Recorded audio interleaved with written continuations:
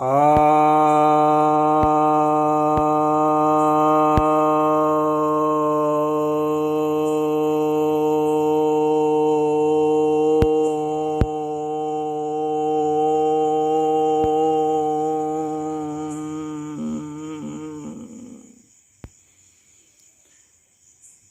भक्तजनों को सप्रेम नमन।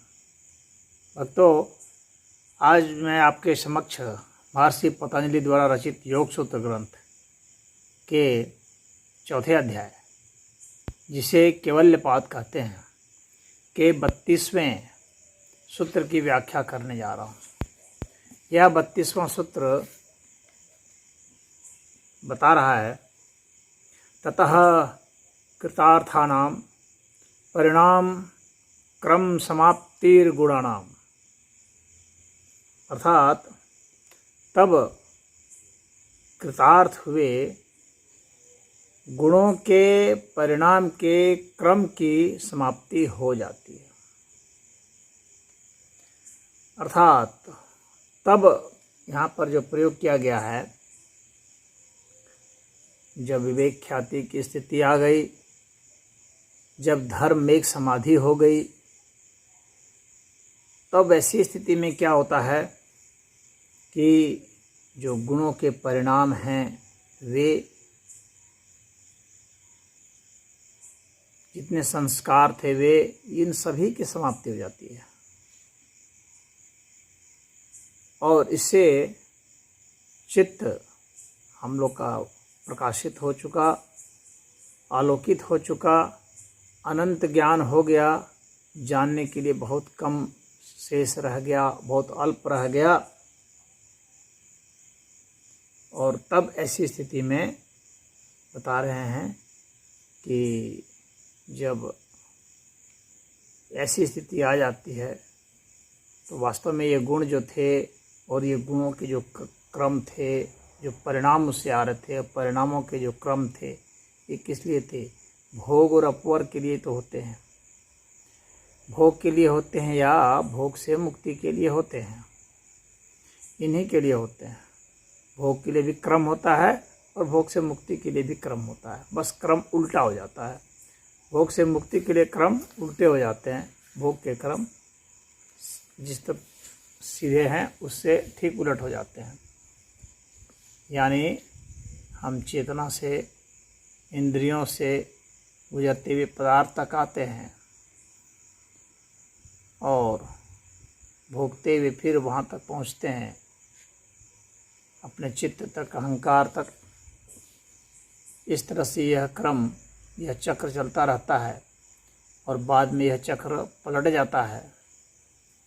और फिर क्या होता है कि अहंकार से हम और सूक्ष्मता में उतर जाते हैं और दिव्यता में उतर जाते हैं। और तब हमें पदार्थ का, ऊर्जा का, अंगों का और अपने भावों का, अपनी कामनाओं का और जो पदार्थ और ऊर्जा से भी सूक्ष्माति सूक्ष्म चेतन तत्व है, जिसे आत्मा कहा जाता है, दिव्य आत्मा, उसका बोध हो जाता है। यह व्यक्ति अपने प्रयोगों के द्वारा समझ जाता है, उसे बोध हो जाता है।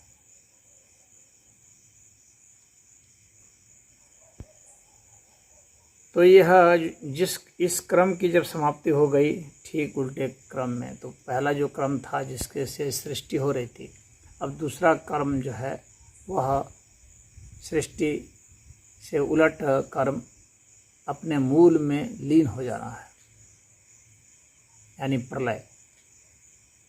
तो एक तरफ सृष्टि हो जाएगी, एक तरफ प्रलय की स्थिति आ जाएगी। जब उलट जाएगा क्रम तो व्यक्तिगत प्रलय होगा,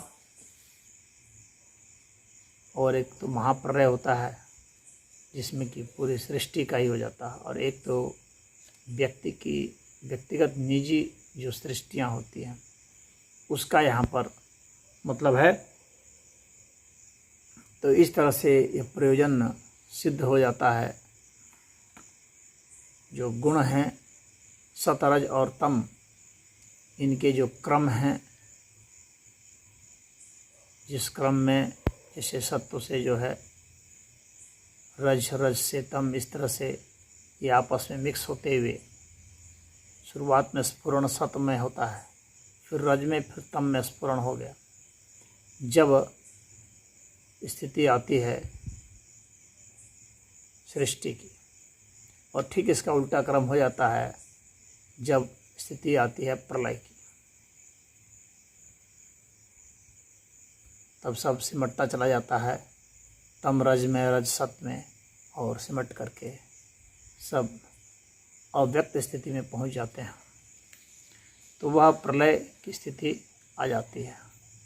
परंतु उस प्रलय की स्थिति में भी चेतन तत्व की विद्यमानता रहती है, वह अंधकार में नहीं रहता है, वह तो सदैव प्रकाशित ही है। तो यही यहाँ पर महर्षि पतंजलि जी का संदेश था। इसमें इतना ही। ओम।